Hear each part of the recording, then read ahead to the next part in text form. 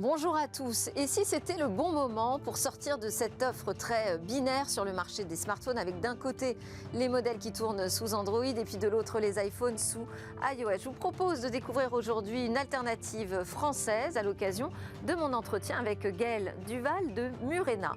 Et puis dans une deuxième partie, on partira davantage encore à la découverte de ce monde de l'open source, du logiciel libre, avec dans le monde du livre un focus sur l'apport dans les data science. On terminera Smart Tech comme tous les jours avec notre chronique Où va le web?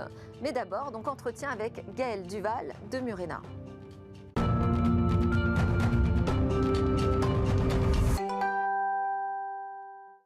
Gaëlle Duval de Murena est avec nous dans Smart Tech aujourd'hui. Je présentais dans le sommaire comme l'alternative à ce monde très binaire finalement des smartphones qui se partagent entre d'un côté Android, Google et de l'autre Apple, iOS. Et donc il existe d'autres propositions, une autre offre possible. Mais pas forcément très visible, Gaëlle Duval.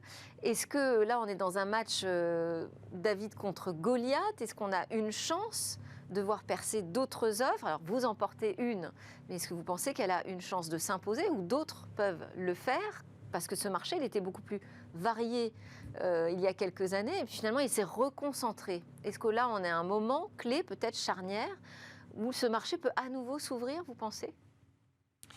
Oui, alors c'est une vaste question. Tout d'abord, juste pour très rapidement, pour rappeler un petit peu aujourd'hui le marché du smartphone, c'est un duopole, comme vous l'avez dit. Donc Apple d'un côté avec iOS et Google de l'autre avec tous les téléphones sous Android. Donc quand vous achetez n'importe quel téléphone Android, même s'il n'est pas de Google, vous avez quand même un système de Google dedans avec tous les services de Google qui vont avec. Pour résumer aujourd'hui, pour donner une image, ces deux systèmes-là envoient, collectent 10 mégaoctets de données personnelles par jour. C'est considérable qui vont sur les serveurs de Google. Donc les données personnelles, c'est ce que vous utilisez comme application, c'est là où vous êtes, vos mails si vous utilisez une messagerie Android, toutes sortes d'informations qui retracent votre vie privée en permanence. Donc nous, et pas que nous en fait, on pense que c'est problématique cette collecte permanente des données personnelles et on veut ouvrir une nouvelle voie. Et je pense qu'aujourd'hui on est porté par un marché qui est en train d'émerger, un marché qui prône des valeurs plus éthiques, la recherche d'une meilleure vie numérique, d'une vie numérique plus vertueuse. Et on est vraiment là-dessus, en fait. On répond à une demande de marché qui est de plus en plus prégnante aujourd'hui. Oui, c'est pas juste proposer autre chose que Android ou iOS, c'est arriver avec une offre de protection de la vie privée dans nos vies mobiles, dans les smartphones. Donc vous concevez un système d'exploitation qui repose quand même sur Android, mais vous dites qu'il est dégooglisé. Qu'est-ce que ça veut dire? Alors, c'est pas tellement qu'il repose sur Android, c'est qu'il reprend juste le moteur d'Android. Donc, on ne va pas rentrer dans les détails techniques, mais Android, c'est un projet qui est à la base dérivé de Linux, le système d'exploitation, qui est bien connu, et sur lequel ont été construites un système qui permet de faire tourner les smartphones et par-dessus lesquels on retrouve en particulier tous les services de Google. Donc nous, on prend juste la base, c'est-à-dire le moteur de ce système d'exploitation et dessus, on ajoute toutes les applications. Donc finalement, c'est un noyau open source, c'est ça, tout totalement. À fait libre. Exactement, et on rajoute tous les services qui sont usuels aujourd'hui pour un usage numérique normal. On assure la compatibilité avec toutes les applications mobiles du marché, ça c'est important de le dire, et à la fois, on protège les utilisateurs de cette collecte permanente de leurs données personnelles, puisque nous, on n'a vraiment pas de business model qui repose sur ces données personnelles. On a un business model extrêmement simple. On vend des téléphones avec notre OS et des services en ligne aussi, parce qu'on opère un cloud où les utilisateurs peuvent stocker de manière sécurisée leurs photos, leurs données personnelles, etc. Alors oui, parce que ce système d'exploitation, donc vous le mettez à disposition de l'ensemble du marché. Aujourd'hui, quels sont les smartphones qui l'embarquent ? Alors aujourd'hui, il y a deux possibilités. Soit on peut installer nos systèmes d'exploitation, donc qui est libre, comme vous l'avez dit, sur 250 téléphones du marché à peu près, donc de toutes les marques, on peut dire, c'est assez vaste. On a également un outil qui s'appelle l'Easy Installer qui permet de l'installer plus facilement.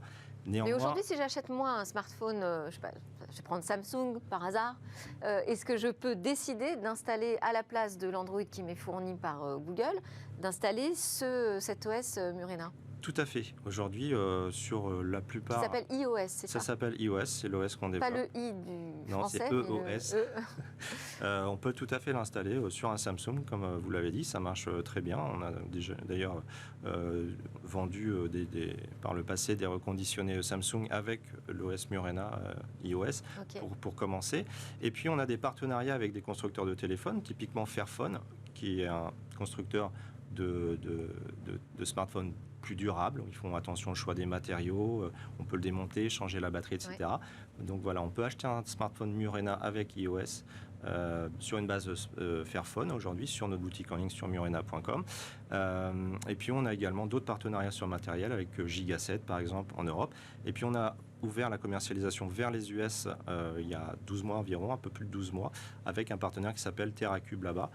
Et cette année, on a lancé notre propre matériel en addition de nos partenaires habituels. C'est ce qu'on appelle le Murena One. Donc, c'est un smartphone qui est plutôt performant et plutôt abordable. Il est sorti en septembre, c'est ça? Il est sorti fin septembre, exactement. Fin septembre. Ouais. Bon, il ressemble à un smartphone tout à fait classique. Vous avez repris les standards habituels du marché? Exactement. L'idée, c'est pas on se bat pas sur le nombre de pixels de la caméra, on se bat pas sur telle ou telle nouvelle fonctionnalité, c'est pas du tout le but.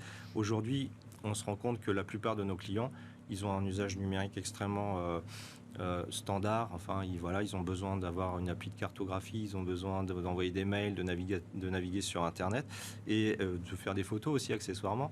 Et aujourd'hui, on pense qu'avec ça, on répond vraiment à 80% des usages du marché très facilement avec un smartphone qui est très abordable puisqu'on le. Alors justement, qu'est-ce qu'on peut faire peut-être de plus, je ne sais pas, et de moins? Qu'est-ce qu'on ne peut pas faire avec un smartphone Murena? Aujourd'hui, vous pouvez avoir une vie numérique totalement normale avec un smartphone Murena, à l'exception près que vous n'allez pas être traqué en permanence et vos données personnelles ne vont pas être collectées en permanence. Mais comment est-ce que vous les bloquez? Parce que si moi j'installe une application Google par exemple ou un WhatsApp, si j'installe des applications qui de toute façon travaillent à partir de mes données personnelles, vous n'allez pas les empêcher de récupérer ces datas? Alors oui et non. Oui, dans la mesure où il y a certaines applications qui collectent en permanence vos données personnelles. On ne va pas les nommer, mais la plupart des géants du net, leurs applications collectent vos données personnelles. Avec Facebook, par exemple, Exactement. Peu importe dans quel environnement je me retrouve, finalement, il est capable de suivre mes pérégrinations numériques. Comment est-ce que vous pouvez bloquer ça? Vous pouvez ça, pas. on ne bloque pas. Ce n'est pas du tout notre job. L'objectif de Murena, c'est vraiment d'offrir un monde numérique plus vertueux à nos clients, à nos utilisateurs. Après, libre à eux de choisir d'utiliser telle ou telle application. Il y a aussi d'autres réseaux sociaux, il n'y a pas que Facebook. Il y a plein d'applications de messagerie qui sont aussi performantes que WhatsApp. Après, nous, l'idée, c'est vraiment d'offrir le choix aux utilisateurs, mais un choix informé. Et pour ça, on offre aussi des fonctionnalités avancées dans notre OS. Typiquement, on expose... on informe les utilisateurs du nombre de trackers qui sont dans chaque application.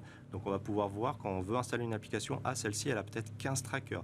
Cette application qui est normalement un journal en ligne, un média classique, elle a peut-être 40 trackers.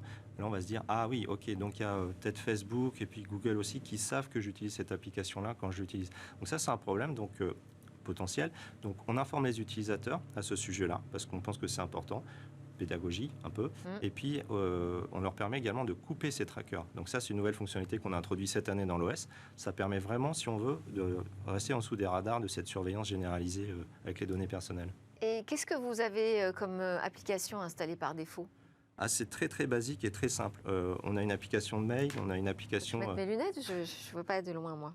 On a une application qui permet de prendre des photos, bien évidemment, une application de notes, une application de carto, une petite calculette, un réveil matin, etc. Et puis un navigateur quand même? Un navigateur web, bien évidemment. Et alors c'est lequel? Alors c'est un fork, c'est une version Chromium, donc c'est la base open source de Chrome, mais vraiment dans laquelle il n'y a vraiment rien qui va chez Google. On prend juste la base, c'est-à-dire naviguer sur Internet. Vous n'avez pas choisi Firefox? On n'a pas choisi Firefox. Pourquoi? Pour des raisons techniques et historiques, parce que Firefox, on a un problème encore une fois, sans entrer dans les détails techniques, on avait vraiment une contrainte de performance et sur une base Chromium, qui est un logiciel libre, ne l'oublions pas. C'est pas parce que c'est maintenu par Google pour faire Chrome que la base n'est pas forcément, enfin je veux dire, elle n'est pas mauvaise.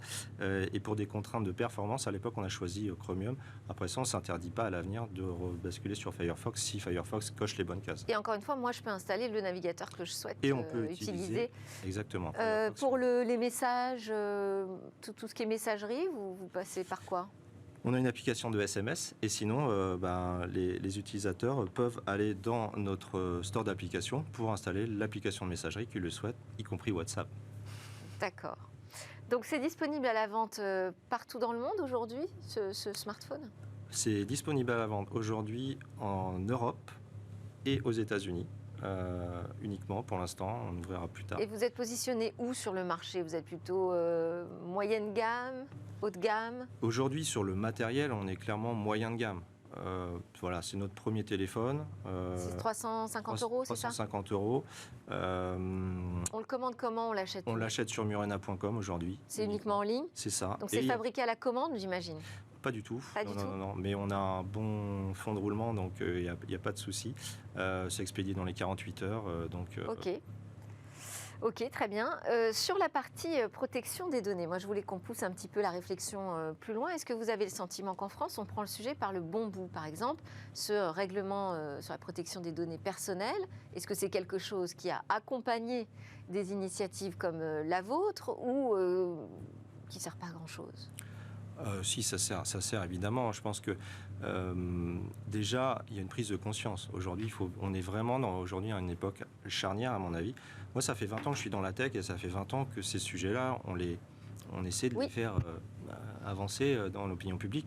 Et là, clairement, depuis 2-3 ans, on voit bien que ça commence à prendre. Donc, je pense que tous ces règlements, ils vont dans le bon sens, globalement. Après, on peut regarder dans les détails ce qui serait plus intéressant de faire ou pas. Rien que pour la prise de conscience. Parce qu'aujourd'hui, ce règlement n'empêche pas justement de continuer à collecter des données sur les smartphones. Tout à fait. Et aujourd'hui, nous, ce qu'on propose, c'est plutôt passer du modèle RGPD où l'idée, c'était que chaque utilisateur puisse fournir son consentement à l'utilisation de ses données personnelles, sans quoi il peut difficilement utiliser le service qu'on lui propose, à plutôt par défaut, il n'y a pas de collecte de données personnelles. Et puis si l'utilisateur le souhaite, à un moment, il peut dire « Ah oui, finalement, moi, je veux bien donner mes données personnelles ». On voudrait bien renverser un petit peu la logique de tout. Mais là, ça veut dire renverser complètement les business models du numérique. On sort complètement de l'offre gratuite. Oui, mais les business models du numérique, ils sont opportunistes. Il y a 20 ans, il n'y avait pas de business model sur les données personnelles et pour autant, il y avait quand même des ordinateurs, il y avait des logiciels, il y avait plein de choses. C'était moins grand public, il y avait moins de démocratisation des usages. Peut-être, bien sûr, parce que maintenant le smartphone, c'est dans la poche, on l'utilise tous les jours et pour tout, certes, mais néanmoins, vous voyez, nous, on vend des téléphones, on les achète à, je ne sais plus exactement combien on achète celui-là, mais mettons qu'on l'achète 200 €, on leur vend 349, on fait une marge de 150 €, ça c'est un business model et qui ne repose pas sur les données personnelles. Ouais. Alors, que pensez-vous aussi de tous ces débats qu'on a aujourd'hui en France, des débats assez vifs sur la partie cloud ? Parce que vous avez aussi développé, vous dites, une offre cloud pour héberger vos services. Toute cette idée de créer ce cloud souverain à l'européenne, on a l'impression qu'il y a plusieurs voix qui parlent, qui sont parfois dissonantes sur ce sujet. Quelle est votre position ? Nous, notre position, elle est très claire. On pense qu'aujourd'hui, on a un problème d'indépendance stratégique en Europe. Il y a un gros sujet, et ce n'est pas que dans le numérique, c'est également dans l'énergie, on le voit bien aujourd'hui.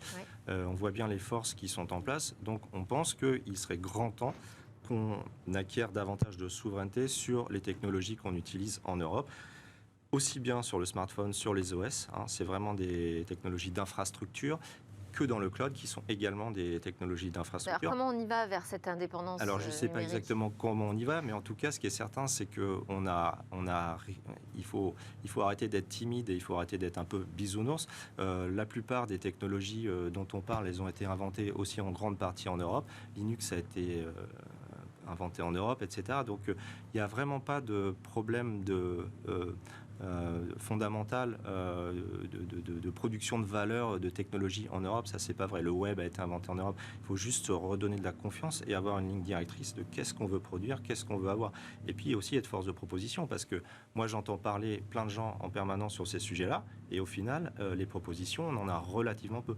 Donc c'est pour ça qu'aujourd'hui, on est... Par exemple, qu'est-ce que vous pensez il y a des propositions, par exemple les quotas, d'imposer à l'État pour les commandes publiques, de respecter des quotas d'achat français.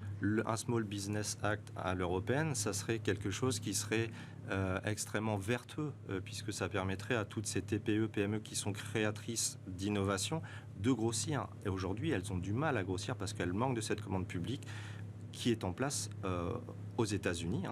30 à 40% de la commande publique aux États-Unis et des grandes entreprises va vers les petites entreprises. C'est considérable. Si aujourd'hui c'était le cas en Europe, on verrait plein de champions du numérique émerger. Et puis en Chine, évidemment, ils sont... Après, c'est quoi la condition pour dire qu'on parle de technologie souveraine? Est-ce qu'il faut que ce soit une entreprise française qui porte le projet, ou est-ce qu'il faut que ce soit le cœur de la technologie qui soit lui-même français ou européen? Parce que là, par exemple, sur la base Android... Oui.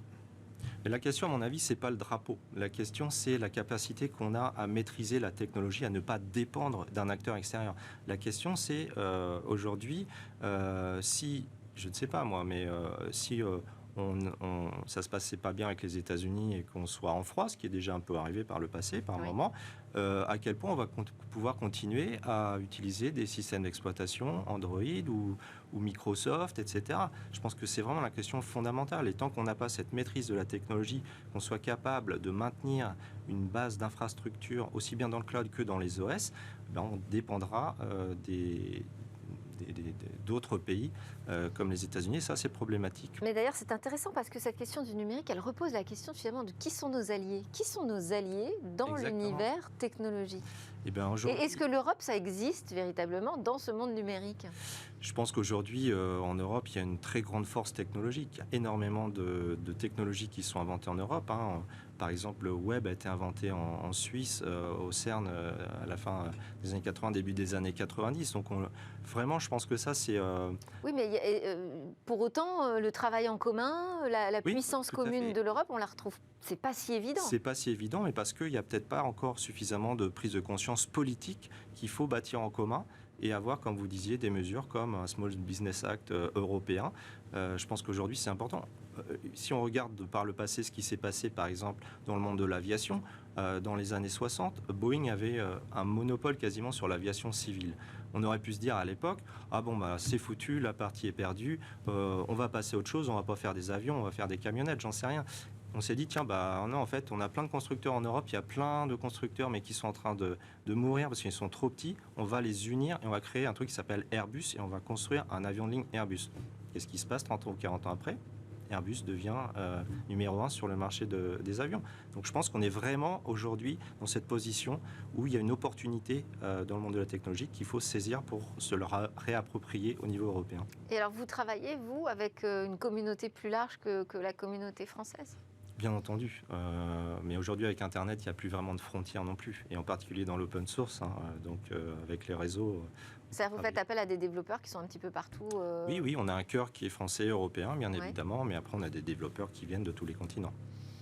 Donc vous nous avez expliqué que tout ça repose sur la base du libre. Est-ce que le libre, c'est une des façons de réussir justement à reprendre la main sur l'indépendance numérique, de reprendre la main sur le numérique, de retrouver une indépendance, pardon? Alors ça, c'est le point de vue que je défends depuis plusieurs années. Et je pense c'est un point de vue qui est en train de faire son chemin aujourd'hui. C'est impossible, ceux qui disent on va recréer un système d'exploitation depuis zéro, from scratch, comme on dit, depuis une feuille blanche. C'est impossible. C'est des investissements qui sont colossaux. C'est 30 ou 40 ans d'évolution technologique, etc. C'est impossible. Par contre, avec le libre, ce qui est bien, c'est qu'il y a déjà tout. Donc, et on peut le réutiliser. Évidemment, il y a des règles, on ne peut pas faire n'importe quoi non plus, mais c'est vraiment une question de savoir-faire, plus une question de propriété intellectuelle, finalement. Et quels sont ces grands enjeux du logiciel libre, là, actuellement ? Les grands enjeux du logiciel libre, ça c'est une très grande question. Je pense que le logiciel libre, à mon sens, il est partout maintenant. C'est devenu un peu une habitude, mais encore une fois, je pense que là, c'est vraiment une question de qui maîtrise le logiciel libre. Personne et tout le monde à la fois. Mais celui qui maîtrise le plus, c'est celui qui a le savoir-faire. Donc il y a aussi un enjeu de formation aujourd'hui dans les universités françaises et européennes, dans les écoles d'ingénieurs. Je pense que c'est vraiment fondamental qu'on forme des gens de très haut niveau qui puissent prendre ça en main pour continuer à créer de la valeur et à se réapproprier ces technologies. Il y a un enjeu de financement aussi. Parce qu'aujourd'hui, qui finance le libre? Aujourd'hui, qui finance le libre? C'est des gens comme nous. Beaucoup. Mais oui, et comme nous. Oui, mais plus largement, c'est quand même plus massivement des entreprises américaines. Et c'est pour ça qu'il faut des Small Business Act. Et il faut que les entreprises s'emparent du libre également, y contribuent. Ça permet de faire vivre également l'écosystème. Est-ce que vous avez prévu de rencontrer Jean-Noël Barrot, le nouveau ministre délégué au numérique et aux télécommunications? On a prévu de rencontrer dès qu'il est prêt à nous recevoir. Vous en attendez quelque chose? Aujourd'hui, pas vraiment, parce qu'en fait, nous, on est très... ce qui compte avant tout, c'est le client. Donc, on veut lui créer le meilleur produit pour son usage, un produit plus vertueux qui respecte ses valeurs. Et pour ça, on n'a pas spécialement besoin d'avoir des appuis politiques. Bon, alors je voulais qu'on termine cet entretien ensemble avec l'interview express Gaël Duval. Vous pouvez répondre de manière tout à fait personnelle ou professionnelle. Je vous laisse choisir. Sur vos rêves d'abord. Mon rêve, moi, d'un point de vue professionnel, c'est vraiment qu'on arrive à construire cette Europe technologique indépendante. Il y a tout ce qu'il faut sur la table. Il y a les ingénieurs, il y a les technologies, il y a le libre, comme vous avez dit. C'est juste une question de volonté politique à un moment, mais je pense qu'on n'en est pas très loin. Quelles sont vos peurs, Gaël Duval? Quelles sont mes peurs? Mes peurs, elles sont structurelles sur l'état du monde aujourd'hui. On voit ce qui se passe en Ukraine. C'est quand même assez inquiétant, il faut bien le reconnaître. Mais bon, je pense que c'est pas la première fois que le monde est en crise. Je pense qu'on dépassera ça, mais c'est... Ça fait partie de vos interrogations. Quelle est votre interrogation? Mon interrogation aujourd'hui, si on parle d'un point de vue géopolitique, c'est cette crise qui est profonde en Ukraine et qui vraiment peut déraper à tout moment. Elle montre à quel point on est à la croisée des chemins, notamment au niveau de l'Europe. Se dire, est-ce qu'on va réussir enfin à prendre notre destin en main et à être une Europe unie qui va pouvoir avancer selon ses propres choix, ou est-ce qu'à un moment on va être suffisamment faible pour devoir reposer sur d'autres, en particulier nos amis américains? Je crois qu'il y a vraiment une question de choix aujourd'hui qui est en train de s'opérer. Comment vous voyez la prochaine révolution dans le smartphone, dans les télécommunications, dans le mobile? La prochaine révolution, moi je ne m'appelle pas Madame Irma, je n'ai pas une boule de cristal. Donc je pense que la prochaine révolution, elle va venir d'un endroit aujourd'hui dont on n'a pas forcément idée. On a toujours des surprises comme ça dans la tech, hein, un petit truc un petit truc qui sort d'un labo, une idée par là, et puis ça crée tout d'un coup une révolution industrielle. Aujourd'hui, moi, je ne la vois pas venir. Alors, il y a plein de sujets. Il y a l'IA, il y a le métavers, etc. Mais, il y a la protection des données. Oui. Vous, par exemple, dans 5 ans... c'est pas un sujet techno, ça. C'est un sujet plus philosophique et politique. Dans 5 ans, vous vous imaginez où avec Murena? Moi, je pense qu'on a vraiment un boulevard devant nous. Le marché demande des solutions plus vertueuses, comme le Murena One et comme l'OS qu'on développe. On est en train de chasser en meute en Europe avec différents partenaires comme Fairphone. On fait partie de Euclidia, l'alliance des industriels du cloud européen. Il y a vraiment un alignement de planètes aujourd'hui qui fait que je pense que parmi toutes ces boîtes dont on commence à parler un petit peu aujourd'hui, il y en a qui vont devenir grandes si l'Europe nous aide un petit peu. Merci beaucoup. C'était l'entretien avec Gaël Duval, un grand entretien avant cette interview express. Gaël Duval qui est le fondateur de Murena en interview dans Smart Tech. Vous restez avec moi juste après la pause. On continue de parler du monde du libre.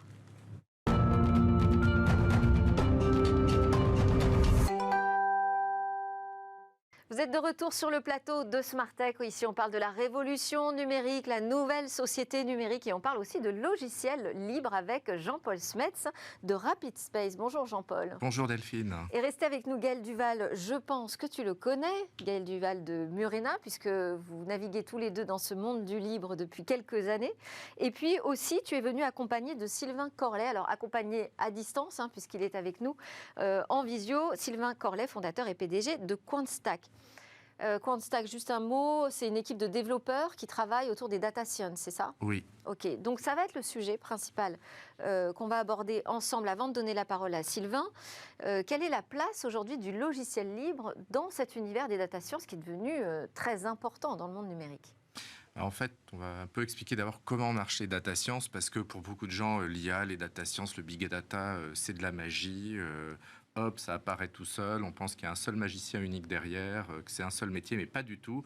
Les data science, c'est typiquement 3 métiers différents, avec un process très structuré. Et c'est un peu comme dans une maison, elle ne sort pas du sol comme ça par magie. Il y a les fondations, la maçonnerie, la charpente. Pour chacune des étapes, c'est des personnes et des métiers différents et des outils différents. Dans les data sciences, c'est pareil. C'est des femmes et des hommes différents, avec des logiciels différents, très souvent des logiciels libres, comme on va bien le voir après. Et alors, quelles sont ces grandes étapes, justement? Alors, il y a 3 étapes: la recherche, l'industrialisation et le déploiement. Alors, la recherche, c'est ce que tout le monde voit, c'est l'étape, on va dire, le cœur de métier des data science. On utilise des gens qui sont plutôt des mathématiciens, qui ont une très grande compétence en termes de statistiques, parfois de modèles physiques, de traitement du signal, qui ont vu beaucoup de données dans leur vie et qui vont essayer de trouver, en explorant les données, des corrélations. Donc, par exemple, ils entendent le bruit d'une éolienne ou ses vibrations. Ils font un petit calcul dessus et disent « Ah, elle va bientôt casser dans 2 jours ou dans 1 mois ». Ils arrivent à faire ce qu'on appelle un modèle prédictif. Le modèle prédictif, c'est en fonction du bruit ou de la vibration, il va se passer telle ou telle chose. Et cette partie, en fait, des data science, qui est assez merveilleuse, elle prend entre quelques heures et quelques semaines. Et elle dépend beaucoup du talent du data scientist. La deuxième étape, c'est ce qu'on appelle l'industrialisation. Si on a un bon modèle prédictif, on va vouloir non pas en fait traiter quelques données de quelques éoliennes, mais toutes les données de toutes les éoliennes et tous les jours, voire toutes les minutes, pour mettre à jour le modèle, pour être sûr qu'on a finalement la meilleure prédiction possible. Et là, on a besoin d'un outil qui s'appelle un data hub, qui sert à collecter automatiquement les données, les stocker, refaire les calculs tous les jours et produire finalement le modèle mis à jour. Cette partie-là, elle prend entre quelques mois et quelques années. Et la partie la plus compliquée, la plus lourde, c'est la collecte automatique des données, qui peut prendre 1, 2 années. Les gens la sous-estiment énormément. La dernière étape, c'est ce qu'on appelle le déploiement.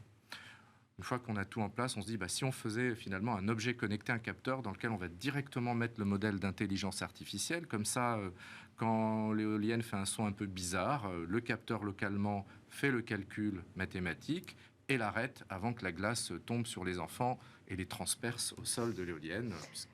Quelle vision d'horreur! C'est une vision d'horreur, c'est un cas réel et c'est aussi un cas réel d'application des techniques de big data. Et c'est ce qu'on appelle parfois le edge computing, l'idée qu'en fait on va faire le calcul directement dans l'objet, dans l'éolienne, plutôt que de repasser par le cloud et le data hub. Ça prend quelques mois à réaliser. Et donc dans ces 3 étapes, aujourd'hui, on trouve du logiciel libre? Absolument partout. Et dans la première étape, on a le logiciel libre de référence absolue qui s'appelle Jupyter. Ça vient de Julia, Python et R. Il a été fait par Fernando Pérez, qui est en fait un physicien colombien et qui a commencé à travailler là-dessus en 2001, donc plus de 20 ans. On voit que le logiciel libre, ça se développe sur la très longue durée. Et donc Jupyter, ça ressemble en fait à une page blanche, un peu comme un cahier de notes ou un manuel. On va écrire des formules de maths, comme des maths. On va expliquer ce qu'elles veulent dire, mettre du code pour transformer ces formules de maths en quelque chose qui fonctionne, donner quelques données pour vérifier que ça marche et voir le résultat. Et les data scientists vont s'échanger les notebooks entre eux pour toute cette phase de recherche. Jupyter, une de ses particularités, c'est qu'il fonctionne avec plus de 40 langages de programmation, notamment Python et R.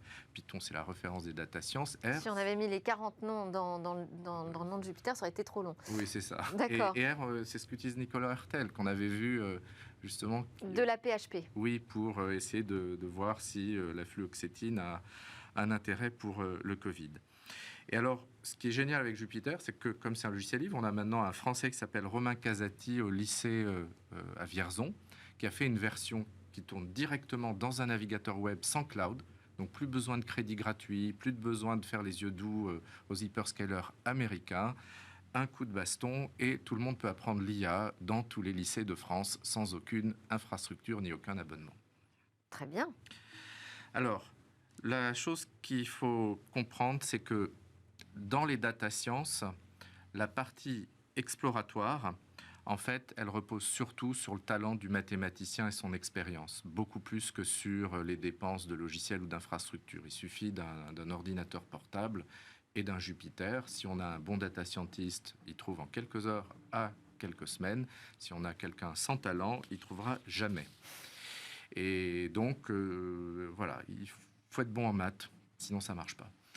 Après, pour l'industrialisation... C'est ce que j'allais dire. Alors, mais est-ce qu'on a aussi une place importante du livre dans la partie industrialisation et déploiement? Alors, sur l'industrialisation, c'est moins connu, mais on a 3 éditeurs en Europe. Alors, Nexedi avec Wendelin, Cenix avec Warp10 et Data Artisan avec Flink, qui tous sont des plateformes d'industrialisation qui sont réellement utilisées. Data Artisan a été racheté par Alibaba en 2019. Cenix est aujourd'hui spécialiste de la série temporelle, donc tous les problèmes liés au temps. Et Nexedi, c'est plutôt les grands volumes de données. Et donc, on a dans ces entreprises des compétences qui sont plutôt liées à l'automatisation de grandes infrastructures. Contrairement aux maths, il n'y a pas besoin de beaucoup de talent, mais ça s'apprend. Et il faut juste être persévérant et avoir un peu de courage et on arrive à faire des belles plateformes. Et pour le déploiement, c'est les langages traditionnels, c'est C++, Rust. Pour la gestion de flotte, on a les Norvégiens de Mender qui ont quelque chose. Pour le Edge, SlapOS. Et on trouve Python de bout en bout, puisqu'il est dans Jupyter, dans Wendelin, dans Cython qui accélère d'un facteur 100 le déploiement, ou dans Scikit-learn qu'on retrouve absolument partout. Alors, ça, c'est la librairie numéro 1 mondiale, c'est ça? Oui, alors c'est Français de l'INRIA, Alexandre Grandfort et Gaël Varocco, qui ont fait une librairie qui sert dans tous les sites de vente en ligne pour dire si vous achetez tel livre, achetez tel vêtement, si vous achetez tel vêtement, achetez tel livre. Ça sert donc dans la phase de recherche pour essayer de voir comment on calcule la corrélation entre les livres qu'on aime et les vêtements qu'on aime. D'accord. Ça sert dans la phase d'industrialisation pour voir à partir de tous vos achats de livres et tous vos achats de vêtements si la corrélation a évolué dans le temps. Et ça sert dans la phase de déploiement pour quand vous allez sur un livre, afficher le vêtement qui correspond. Donc, Scikit-learn est partout. Ok. Alors, en ce moment, il y a une actualité autour de Palantir. Palantir qui est quand même un géant de la data science, enfin en tout cas de la capacité d'analyse au milieu de toutes ces données, du big data. Tu ne l'as pas encore cité. Alors, c'est une société américaine qui fait peur à tout le monde, notamment parce qu'elle travaille pour les services de renseignement. Et qu'elle a eu des financements du fonds d'investissement de la CIA. Et on la connaît pour ça, mais ce qu'on ne sait pas, c'est que c'est surtout un one-stop shop. On est une grosse boîte, on y va, on a tout chez Palantir, la recherche, l'industrialisation, le déploiement, les experts métiers, la totale de bout en bout. Donc incontournable, finalement. C'est très séduisant pour une entreprise du CAC 40. Plus besoin de réfléchir, un seul achat, un seul contrat, magnifique. Et alors, il y a des alternatives? En fait, il y a tout. Donc, si vous voulez de la recherche, vous allez voir Cymerio, Quantstack, qui ont exactement les bons doctorants physiciens qui savent faire. On a 2 éditeurs en France, Nexedi, Cenix, et pour le déploiement, on a des centaines de fournisseurs dans Euclidia avec un annuaire de toutes les technologies en Europe, cloudrepo.eu. Donc tout existe en Europe aujourd'hui déjà. Ce qui est en fait étonnant, c'est qu'on voit une fois de plus les gouvernements financer des projets pour refaire ce qui existe déjà. Parce que là, l'actualité du jour, c'est toute une série d'annonces de création d'une alternative à Palantir, mais on en a déjà plusieurs. Et donc ça, c'est un peu déprimant de voir l'incapacité il faut faire connaître ces initiatives. C'est pour ça que vous êtes là d'ailleurs, Jean-Paul. Voilà. Et on va donner la parole à Sylvain Corlet, donc le fondateur de Quantstack. Vous allez nous expliquer ce que vous faites avec Quantstack. Et puis surtout, puisqu'on dit que tout existe en Europe, Jean-Paul nous le prouve chaque mois pratiquement dans Smartech, qu'est-ce qui nous manque ? C'est une question pour moi. Oui, donc ce qui nous manque en Europe, je pense effectivement, comme le disait Jean-Paul, c'est un petit peu de solidarité entre les sociétés et possiblement aussi une action, disons, un petit peu de stratégie et de planification de l'action publique autour de ces technologies afin de mutualiser les efforts des différents acteurs du secteur. Jean-Paul, c'est ça qui nous manque principalement ? Oh, je suis d'accord, oui. Ouais. Voilà. Bon, et puis les bons data scientists aussi. Ça, on en a plutôt plus que les autres. Ce serait bien d'en avoir plus, mais on est plutôt bien placé dans ce domaine. Alors, Sylvain Corlet, je vous demandais aussi de nous présenter ce que vous faites avec Quantstack. Oui, donc Quantstack, c'est un éditeur logiciel libre spécialisé dans les outils pour le calcul scientifique, les data sciences et l'enseignement des sciences. Donc, notre équipe compte parmi les principaux mainteneurs et développeurs de projets majeurs de notre écosystème, en particulier Jupyter, qui est utilisé par des millions de personnes dans le monde. Donc Jupyter, on en a parlé un petit peu plus tôt. Oui.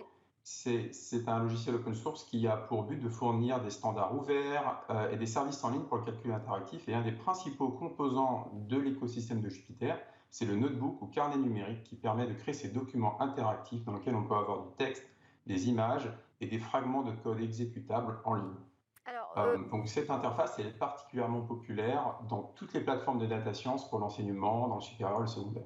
Alors, Sylvain, expliquez-nous, parce que vous êtes un spécialiste des data science, comment vous y êtes arrivé et pourquoi avoir choisi justement d'utiliser Jupyter, de passer du côté du développement open source? Oui, en fait, ma transition vers le développement open source, elle s'est faite alors que j'étais salarié d'une grande entreprise américaine dans lequel mon rôle était de faire un audit de tout ce qui pouvait relever des mathématiques au sein de cette société, pas mon rôle, mon rôle et le rôle de mon équipe aux États-Unis. Et pour faire cet audit, on créait très souvent des petits prototypes de nouveaux modèles. On évaluait les modèles qui avaient été faits par d'autres équipes dans l'organisation. On devait faire des prototypes très rapidement. Et quand Jupyter a commencé à émerger, ça a été une solution très naturelle pour nous et j'ai immédiatement commencé à contribuer au logiciel. C'est très rapidement devenu aussi ma principale activité, finalement, de développer des outils plutôt que de les utiliser. Vous avez peut-être une question à leur poser, là, nos experts du libre aujourd'hui. Enfin, je ne sais pas si vous connaissiez d'ailleurs Sylvain déjà auparavant, mais aujourd'hui, comment vous faites pour travailler avec ce monde du développement open source? Comment on trouve les bons développeurs pour ces projets? Trouver des développeurs open source, pour nous, c'est facile parce que on a déjà des premières reconnaissances du marché, une certaine exposition. Et donc, la plupart des gens, c'est des candidatures spontanées, en fait. Ils adhèrent aux valeurs. Vous avez de la chance. Ils adhèrent, tout à fait. On a vraiment aucun mal à recruter aujourd'hui. Et la partie data science, ça vous intéresse de travailler là-dessus? Moi, tout m'intéresse, mais c'est pas notre métier. C'est pas votre métier. Bon. Sylvain Corlet, aujourd'hui, sur quel projet est-ce que vous travaillez? Alors, comme je disais, je travaille notamment sur Jupyter, mais aussi sur d'autres logiciels autour du déploiement et de la distribution du logiciel pour les sciences, avec un projet qui s'appelle CondaForge, qui est une initiative communautaire pour créer ce qu'on appelle des paquets installables pour tous ces librairies, tous ces outils pour le calcul scientifique, qui est utilisé également par des millions de gens dans le monde, et on compte à peu près 300 millions de paquets téléchargés par mois sur CondaForge. Alors, qui sont ces millions de gens dans le monde là, qui téléchargent tous ces paquets? Donc, en fait, Jupyter, c'est une technologie et un protocole ouvert qui est en fait utilisé également par des solutions commerciales. Donc, pour commencer, en fait, la plupart des services de data science, même des géants du numérique comme Google avec Google Colab, Amazon avec AWS SageMaker et Microsoft utilisent Jupyter. Mais au-delà de ces plateformes commerciales, la plupart des laboratoires de recherche, dans la plupart des laboratoires de recherche scientifique en France, on va trouver des gens qui utilisent Jupyter sous une forme ou une autre. La plupart des entreprises stratégiques en France, de l'énergie à la défense, ont des gens qui utilisent Jupyter au sein de leur organisation. Comme de façon aussi très intéressante, c'est utilisé dans l'enseignement supérieur. Il y a également un déploiement de Jupyter fait par l'Académie de Paris, auquel des dizaines de milliers de lycéens ont accès depuis à peu près 2 ans. Ça, c'est pour la France. Donc oui, vraiment, dans le monde, il y a vraiment des millions de gens qui utilisent ces outils. Jean-Paul nous explique quand même régulièrement que toute cette communauté de développeurs, ce n'est pas juste des bénévoles. Vous ne travaillez pas comme ça à titre bénévole. Il y a un business model derrière? Oui, tout à fait. Donc, Cranstack, c'est emploi à plein temps un peu plus de 20 personnes. Notre équipe est principalement en France et en Allemagne, avec 2 autres personnes dans d'autres pays d'Europe. Et donc, effectivement, il faut bien les payer pour travailler sur ce logiciel. Et donc, les clients de Cranstack sont des grandes organisations, publiques ou privées, qui dépendent de Jupyter et de CondaForge et d'autres logiciels que nous développons, soit dans leurs opérations, dans leurs produits ou dans les services qu'ils offrent à leurs clients. Donc, ils nous payent pour fournir du support commercial, développer des nouvelles fonctionnalités et parfois même déployer des solutions au sein de leur organisation. Jean-Paul, juste d'un mot, parce qu'on arrive à la fin. Sylvain est un peu modeste. Cranstack, c'est pas 30% du code de Jupyter ou plus? Je ne mesurerai pas en nombre de lignes, mais ces dernières années, on est responsable des principales innovations. Et comme vous me dites que c'est bientôt la fin, je voulais aussi partager une actualité. C'est que la conférence annuelle sur Jupiter qui s'est tenue dans le passé uniquement aux États-Unis arrive en France. Et elle aura lieu en 2023 à la Cité des Sciences du 10 au 12 mai. Super, merci et on verra beaucoup de gens donc, de cette communauté open source pour le calcul scientifique venir en France pour partager leurs dernières innovations sur ce sujet. Merci beaucoup Sylvain Corlet de Quantstack. On note le rendez-vous donc pour le mois de mai 2023 avec cette conférence qui arrive en France. Merci à Jean-Paul Smets d'être venu avec son invité, donc PDG de Rapid Space, Jean-Paul Smets, et puis Gaël Duval d'être resté avec nous. Juste après, on se retrouve pour notre chronique Où va le web.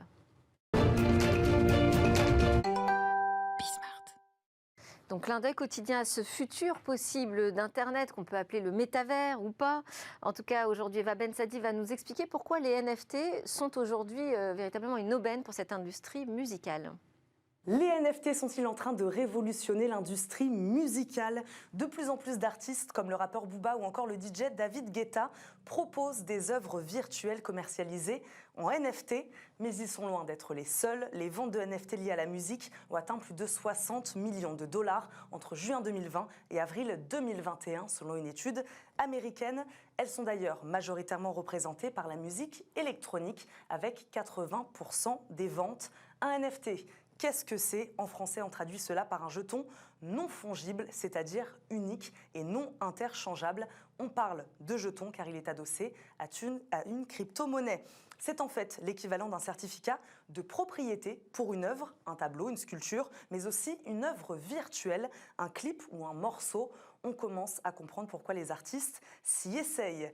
Parmi les pionniers en France, on peut citer Booba, donc. Le rappeur a vendu l'année dernière 25 000 exemplaires de 5 cartes animées donnant accès à son clip TN, à l'époque inédit, bien sûr. Car oui, c'est la première vertu des NFT, créer de l'exclusivité et de la rareté numérique, comme pour les œuvres d'art, ce qui n'était pas vraiment le cas avant. Il faut le dire, les fichiers numériques sont par essence duplicables à volonté. Le second intérêt des NFT est qu'ils démultiplient les droits générés. L'artiste Jacques, par exemple, connu pour ses musiques électro, a décidé de vendre son single seconde par seconde, soit 192 NFT.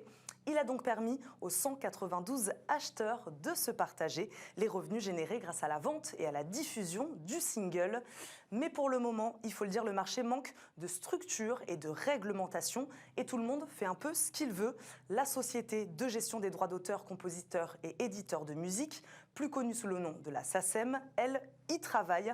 La logique serait d'appliquer aux NFT les conditions traditionnelles des droits d'auteur, une valeur à la hauteur d'un pourcentage du prix de vente. S'ils ont leurs fans, les NFT possèdent aussi leurs détracteurs. Le rappeur américain Kanye West, par exemple, a récemment expliqué qu'il ne voulait pas participer à cette course effrénée.